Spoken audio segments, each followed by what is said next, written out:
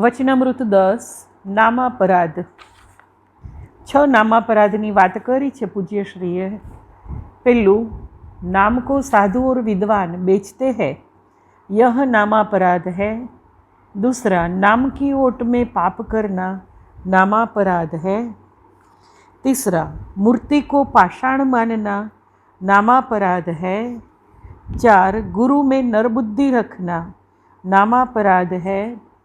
5, चरणामृत को पानी मानना नामापराध है. 6, शास्त्रों को कहानी कहना નામાપરાધ હૈ. પૂજ્યશ્રીએ અહીં મુખ્ય 6 નામાપરાધ બતાવ્યા છે. સાધુ બન્યા પછી ભગવાન નામનો ઉપયોગ ધન વૈભવ કે માન બડાઈ પ્રાપ્ત કરવા માટે કરવામાં આવે તો તે ભગવાન નામનો અપરાધ છે. વિદ્વાનો, કથાકારો અને પંડિતો પણ ઉપર જણાવ્યા પ્રમાણે નામનો ઉપયોગ કરે તો તે પણ નામાપરાધ છે.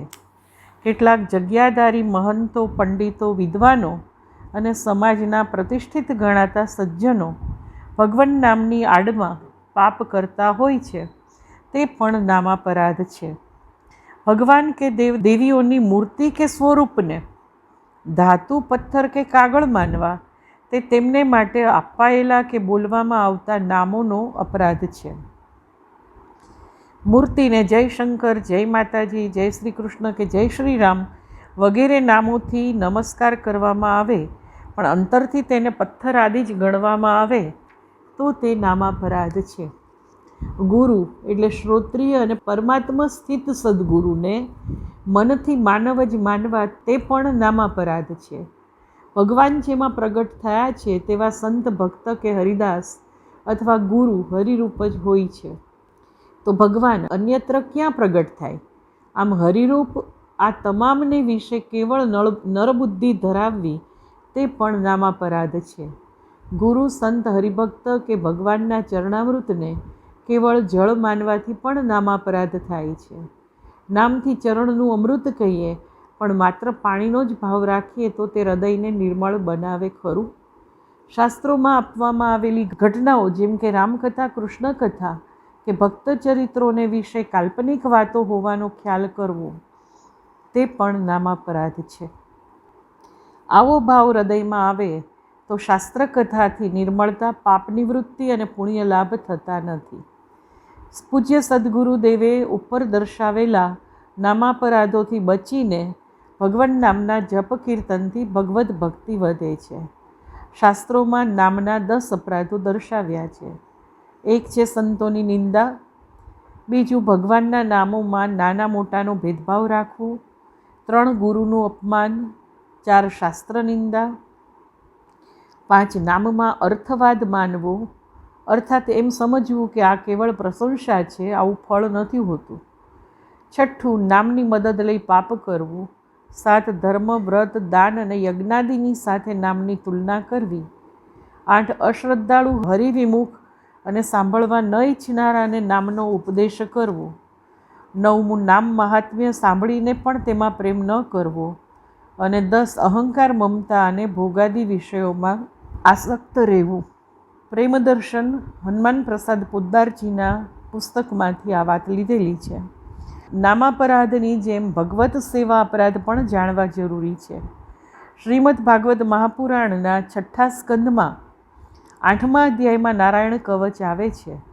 તેમાં દેવર્ષિવર્ય પુરુષાર્ચનાંતરાત શ્રેષ્ઠ દેવર્ષિજી એટલે કે નારદજી પરમાત્માની સેવામાં થતા અપરાધથી મારી રક્ષા કરો એમ સેવાપરાધની રક્ષા માગી છે.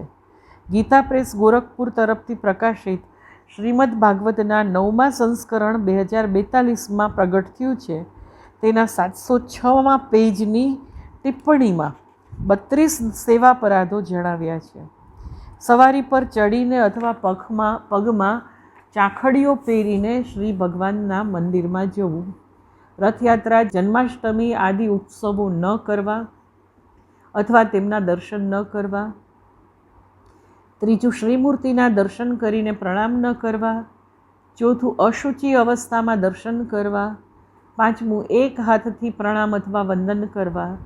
6, પરિક્રમા કરતી વખતે ભગવાનની સામે આવીને જરા પણ રોકાયા વગર વળી પરિક્રમા કરવા માંડવી અથવા કેવળ સામે જ પરિક્રમા કરવી. 7મું, શ્રી ભગવાનના વિગ્રહની સામે પગ પહોળા કરીને બેસવું. શ્રી ભગવાનના શ્રી વિગ્રહની સામે બંને ગોઠણો ઊંચા કરી તેમને હાથોથી લપેટીને બેસી જવું. 9મું, શ્રી ભગવાનના શ્રી વિગ્રહની સામે સૂવું. શ્રી ભગવાનના શ્રી વિગ્રહની સામે ભોજન કરવું. શ્રી ભગવાનના શ્રી વિગ્રહ સામે અંદરોઅંદર વાતચીત કરવી.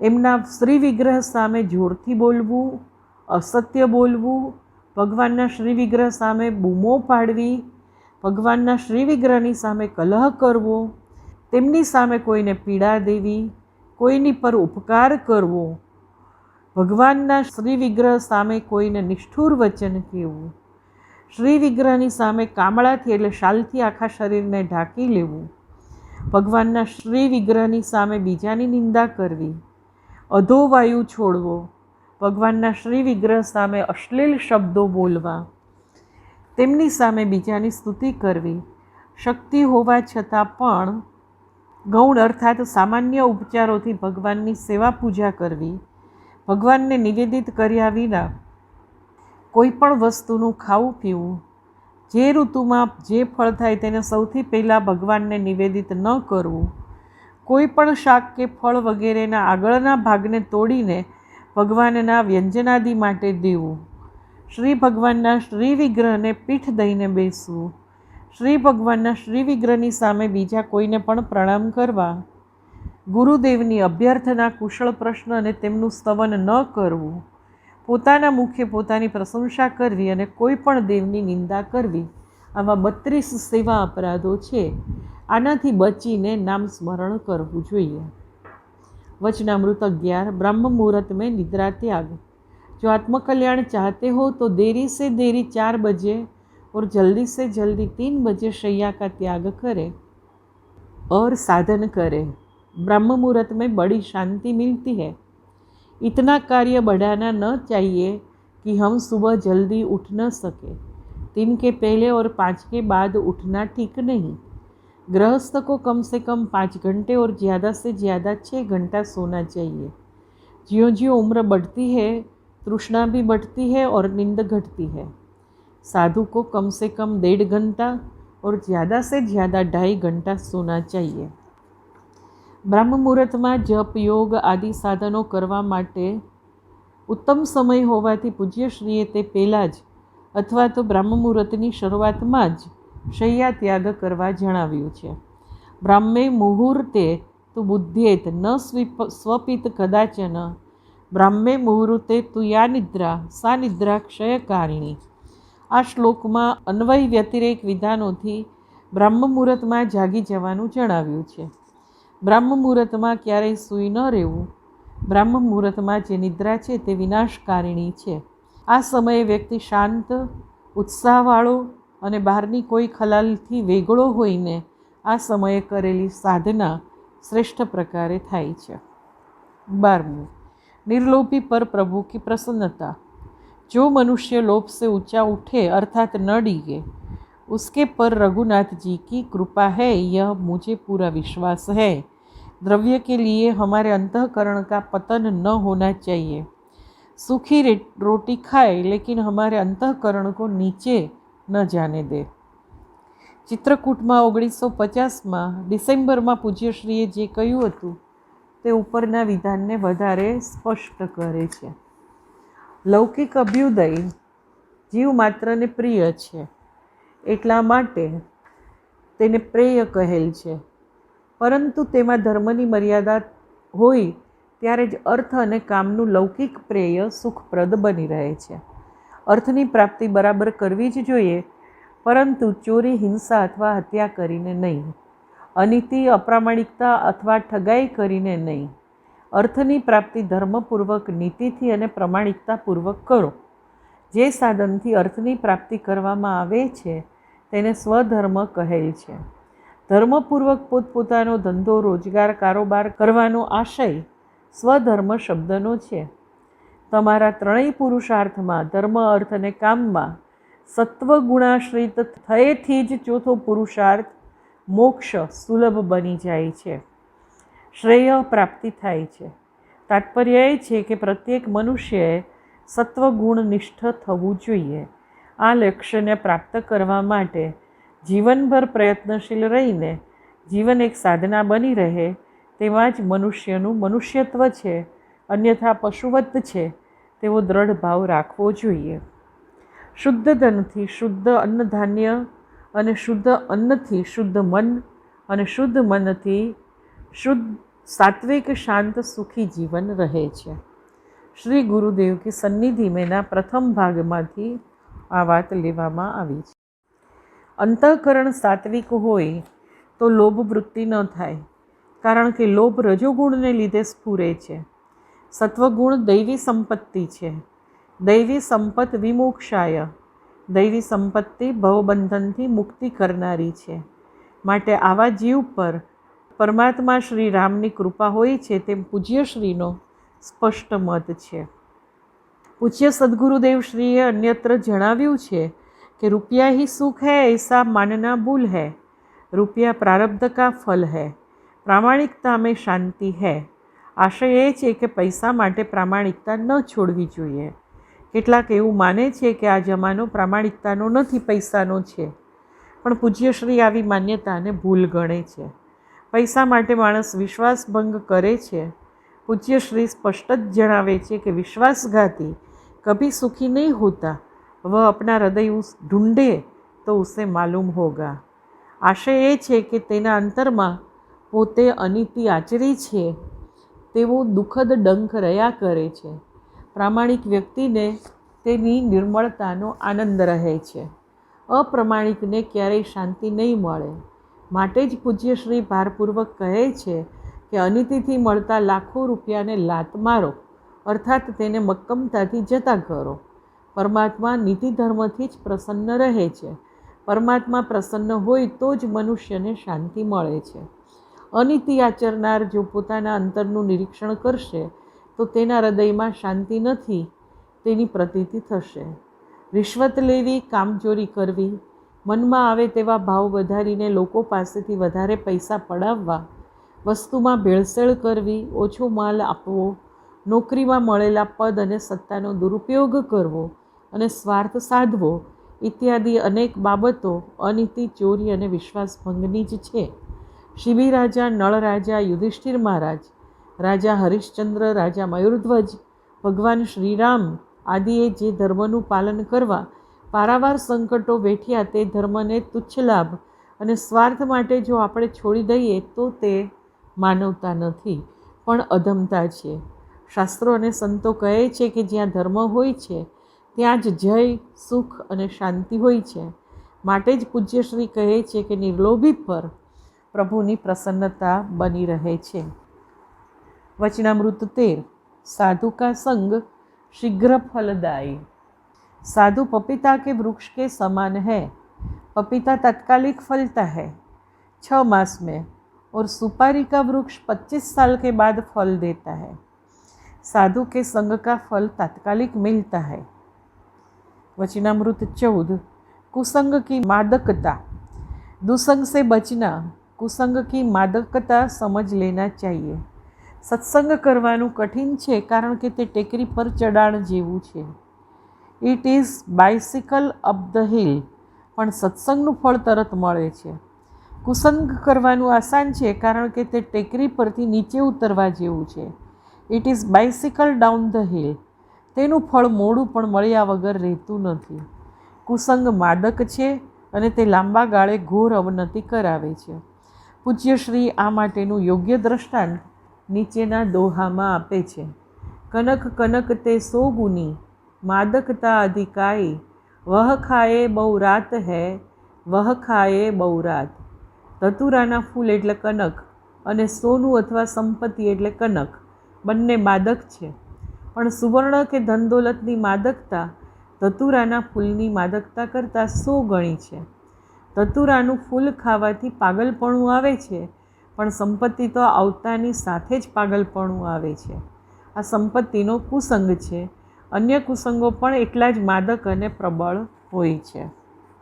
વચનામૃત 15. સાધુ કા આગમન આકસ્મિક. मौत और साधु बिना बुलाए ही आ जाते हैं। मौत और साधु को कोई बुलाता नहीं है, वे स्वयं आ जाते हैं। साधु दुख की निवृत्ति करते हैं। मृत्यु से भी डरना नहीं, मृत्यु से अच्छी दशा होगी। सज्जन असज्जन के मिलन और वियोग।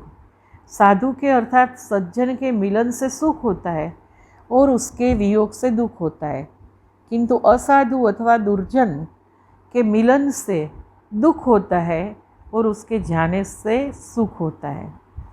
गोस्वामी जी ने भी उत्तर रामचरितमानस में यह कहा है, बंदौ संत असज्जन चरना, दुखप्रद उभय बीच कछु बरना, बिछुरत एक प्राण हरि लेही, मिलत एक दुख दारुण देही। હવે હું સંત અને અસંત બંનેના ચરણોની વંદના કરું છું. દુઃખ દેનાર તો બંને છે, પણ બંને વચ્ચે કંઈક અંતર છે એમ કહેવાયું છે. એક સંત જુદા પડતા પ્રાણ હરી લે છે અને બીજા અસંત મળે છે ત્યારે દારૂણ દુઃખ દે છે. એટલે કે સંતોની વિદાય મરણ સમાન દુઃખદાયી હોય છે અને અસંતોનું મિલન પણ એવું જ દુઃખદાયી છે. આશય એ છે કે સજ્જનોનો જ સંગ કરવો. खल का संग हमेशा दुखदायी है, उसका संग कभी न करना। 17वां, संत दृष्टि पोषक। संत दृष्टि पोषक होते हैं, दृष्टि से ही पोषण करते हैं, कृति पोषक नहीं. कार्य के क्रिया કરીને તેઓને આપણને પોષણ આપવાની જરૂર નથી હોતી. સકૃદેવ પ્રપન્નાય, संत मात्र एक बार ही शरण में आने से कृपा दृष्टि कर देते हैं. संत की दृष्टि दीर्घ होती है, निष्ठा पक्की रखनी चाहिए. डाकोर के संत हरिदास ने लिखा है, हूँ हरिनो हरि मम रक्षक, ए भरोसो जाए नहीं, जे हरि करशे ते मम हितनु, એ નિશ્ચય બદલાય નહીં. આવી નિષ્ઠા હોવી જોઈએ. 18મું, शरणागत का रक्षण प्रभु का स्वभाव। पूर्ण श्रद्धा और शरणागति से ही ईश्वर रक्षण करते हैं. शरणागत का रक्षण करनार तो प्रभु का स्वभाव ही है. अस सुभाव कह सून देखऊ, के ही खगेश रघुपति समलेखहु। श्री रघुनाथ महाराज जैसा किसी का स्वभाव देखा नहीं, अपितु सुना भी नहीं. एक बार भी जो सच्चे हृदय से मेरी शरण में आज हो जाता है और मैं तुम्हारा हूँ ऐसी याचना करते हैं, मैं उसे सर्व प्राणियों से अभय दे देता हूँ. यह मेरा व्रत है. सकृदेव प्रपन्नाय तवास्मीति च याचते, अभयम सर्वभूतेभ्यो ददामेतद् व्रतम मम. વાલ્મીકી રામાયણના 6 અધ્યાયમાં છે. અત્રે પ્રકરણ સંપૂર્ણ થાય છે. હવે પ્રકરણનો સાર લઈએ. ભગવાન ભક્તિ એટલે કે પ્રેમથી જ પ્રાપ્ત થાય છે. ભક્તિ વગરના સાધન ઉપાધિરૂપ છે એમ પૂજ્ય શ્રીએ સ્પષ્ટ જણાવ્યું છે. જપ એ સાધન છે, પણ 6 મુખ્ય નામ અપરાધોથી મુક્ત હોય તો તે જરૂર પ્રભુ પ્રેમ પ્રગટ કરે છે. એમાં નામ વિક્રય એટલે વાહવા, માન, બળાઈ, વૈભવ આદિ સકામ ભાવે નામ લેવું તે. નામની ઓથે પાપાચરણ, મૃતિમાં ભગવદ ભાવનો અભાવ, સંત ગુરુ સદગુરુમાં કેવળ માનવ ભાવ હોવો, ચરણામૃત એટલે કે પ્રસાદમાં પાણી અથવા ભૌતિક પદાર્થનો ભાવ હોવો અને શાસ્ત્રોની વાતો મનગળંત માનવી તે. આ 6 નામાપરાધ ન હોય તો નામ જરૂર તારે છે. આ સર્વનું સ્વારસ્ય દૈવી સંપત્તિના સદ્ગુણો અપનાવવામાં આવી જાય છે. મનની શાંતિ પણ આ ગુણોથી જ મળે છે. અનિતિ, નિંદા, દ્વેષભાવ, ઇન્દ્રિયાભિમુખતા વગેરેથી મુક્ત રહેવામાં જ શાંતિ છે. સત્કર્મો આસ્તિક કે નાસ્તિક બંનેનું કલ્યાણ જ કરે છે. માટે સારા કર્મો કરવાનો સર્વને સંબોધ છે. ભક્તો શરણાગતિથી કર્મબંધનથી મુક્ત થઈ જાય છે. નામાપરાધથી બચીને નિત્ય એક જ આસને, એક જ સમયે કાયા, મસ્તક અને ડોક સીધા રાખીને, મેરુદંડ ટટ્ટાર રાખીને પ્રેમથી કરાતો નામ જપ શીઘ્ર અને અવશ્ય સફળતા આપે છે. પ્રભુ સાકાર, નિરાકાર કે સગુણ નિર્ગુણ હોવાનું બુદ્ધિથી નક્કી કરી ન શકાય, કારણ કે તે બંનેથી પર પણ છે. શ્રદ્ધા અને પ્રેમ જ સાધનમાં કાર્યસાધક બની રહે છે. હું દેહ નથી એમ આત્માને શરીરથી જુદો હોવાનું પ્રતીતિકર જ્ઞાન મુક્તિ આપે છે. શ્રદ્ધા અને પ્રેમ પ્રભુ પ્રાપ્તિ કરાવે છે. આ અનુક્રમે જ્ઞાનમાર્ગ અને ભક્તિ માર્ગના સાધન અને લક્ષ્ય છે. પરાશક્તિ અને પરમાત્મા અભિન્ન છે તે પૂજ્ય શ્રીએ શ્રીરામ અને શ્રી સીતાજીના ચરણ ચિહ્નો એક જ હોવાની વાત પ્રસ્તુત કરીને સિદ્ધ કરી છે. સારા અને નઠારા સંગની વ્યક્તિ જીવન પર અસર બહુ પડે છે. સજ્જનોનો સંગ તરત ફળ આપે છે. કેટલાક એમ માને છે કે અમને દુર્જનની અસર ન થાય કારણ કે અમે હૃદયથી દૃઢ છીએ. પૂજ્યશ્રી જણાવે છે કે કુસંગ માદક છે, તેની અસર લાંબા ગાળે પણ થયા વગર રહેતી નથી. આપણે જ્યારે અમુક પરિસ્થિતિમાં નબળા મનના થઈ જઈએ ત્યારે અગાઉ કરેલા કુસંગના સંસ્કારો અંતરમાંથી ઉખળી આવીને હામી થઈ જાય છે. તે બહુ તીવ્ર હોય છે અને પતન કરાવે છે. પૂજ્ય વિમલાતાએ જણાવ્યું છે તે પ્રમાણે મન અને બુદ્ધિ સંસ્કારોના સંચય સ્થાનો છે. તે વિચાર કરી શકે, કલ્પનાઓ કરી શકે. સંચિત સંસ્કારો પરિસ્થિતિ બદલાતા તીવ્રતાથી જોર કરી જાય તે સમજી શકાય છે. માટે જ પૂજ્યશ્રીએ કુસંગને માદક ગણ્યો છે. આથી જ જેનાથી સત્સંગ થાય તે સજ્જનના મિલનનો આનંદ અને જેના જવાથી વિષાદ થાય જ્યારે દુર્જનના મિલનથી વિષાદ અને તેના જવાથી આનંદ થાય એમ જે કહ્યું છે તે યથાર્થ છે. સંત તેમની કરુણાભરી અમી દ્રષ્ટિથી આપણી અંદરની સદ્ગુણોની સંપત્તિને પુષ્ટ કરે છે અને આપણી દૈવી સંપત્તિની વૃદ્ધિ કરીને આપણું સાચું હિત કરે છે. સંત પણ ઈશ્વરની જેમ એકવાર પણ શરણે જાય તેમના શરણે જનારનું સર્વતઃ રક્ષણ કરે છે. અસ્તુ. આ પ્રકરણ 44 અત્રે સંપૂર્ણ થાય છે. જય ભગવાન. ઓમ શ્રી સદ્ગુરુદેવાય નમઃ.